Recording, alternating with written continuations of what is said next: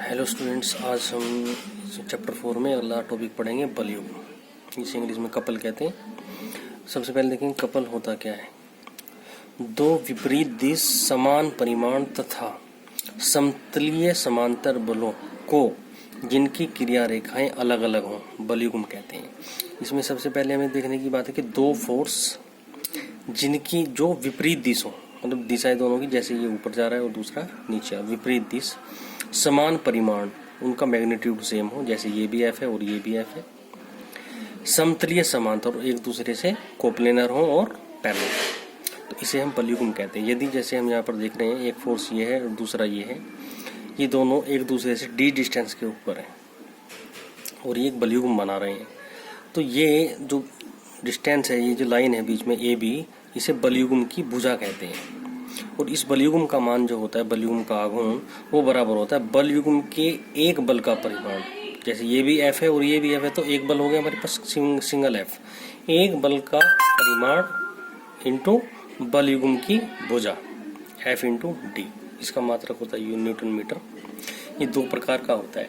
ये बलयुग्म या तो क्लॉकवाइज घूमेगा या एंटी क्लॉकवाइज घूमेगा, ये डिपेंड करेगा ये कैसे बल लगे हुए हैं इसके यहाँ पे। यहाँ पर हम देखेंगे इसके अंदर कि सबसे पहले देखते हैं ये दो प्रकार का होता है बलयुग्म, एक क्लॉकवाइज और दूसरा एंटी क्लॉकवाइज, या दक्षिणावर्त बलयुग्म और वामावर्त बलयुग्म। ऐसा बलयुग्म जो पिंड को दक्षिणावर्त घुमाने की प्रवृत्ति रखता है, जैसे आप यहाँ पे देख रहे हैं कि ये इसे ऐसे क्लॉकवाइज घुमाने की कोशिश करेगा, और एंटी क्लॉक, ये वामावर्त मोबाइल की ये क्या करेगा, इसे एंटी क्लॉकवाइज घुमाने की कोशिश करेगा।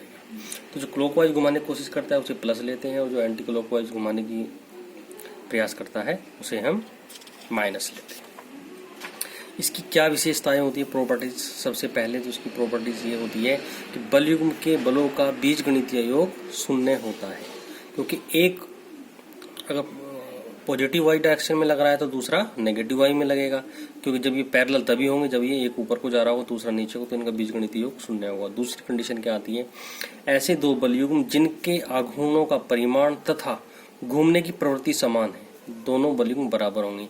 तो जो कपल है वो सेम कब होंगे, जब हमारे पास जो फोर्सेज लग रहे हैं जिनके कारण बलयुग्म बना है, उनका मैग्नीट्यूड तथा जो डायरेक्शन है जिससे वो क्लॉकवाइज घुमाने का प्रयास कर रहे हैं या एंटी क्लॉकवाइज घुमाने का प्रयास कर रहे हैं, यदि वो समान होगी तभी वो दोनों बलयुग्म बराबर होंगे। नेक्स्ट कंडीशन है, बलयुग्म के बलों के आघूर्णों का बीजगणितीय योग किसी बिंदु के परितः बलयुग्म के आघूर्ण के बराबर होता है।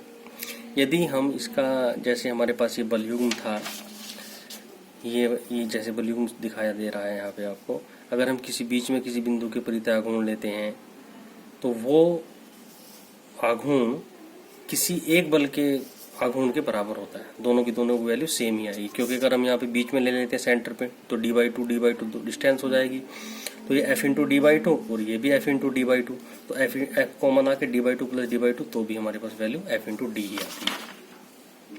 नेक्स्ट क्वेश्चन है कि एक बलयुग्म केवल समान परिमाण तथा विपरीत प्रवृत्ति के बलयुग्म द्वारा ही संतुलित हो सकता है। यदि हम इसे सोचे कि भाई इसे इक्विलिब्रियम में कैसे आएगा ये, जैसे हमारे पास एक बलयुग्म ये है, एक फोर्स ऊपर को लग रहा है, एक नीचे को लग रहा है, दूसरा ये ऊपर को लग रहा है, एक नीचे को लग रहा है, तो एक फोर्स ये और एक ये फोर्स बलयुग्म बना रहा है, और एक फोर्स ये और एक फोर्स ये, दोनों ये भी बलयुग्म बना रहे हैं, तो दोनों लेकिन एक दूसरे के अपोजिट है, इसलिए ये दोनों संतुलित हो जाएंगे। बलयुग्म की घूर्णन ये घुमाने का प्रयास करता है। कितने ही समतलीय बलयुग्मों को एक बलयुग्म में बदला जा सकता है। जो बहुत सारे जब हमारे पास बलयुग्म लगे रहते हैं, यदि हम इसकी कैलकुलेशन करेंगे तो इसे बहुत सारों को एक में बदला जा सकता है, जिसका परिमाण सभी बलयुग्मों के परिमाण के प्रभाव के योग के बराबर होता है। बलयुग्म को उसी के तल में घुमाया या रेखीय गति में खिसकाया जा सकता है।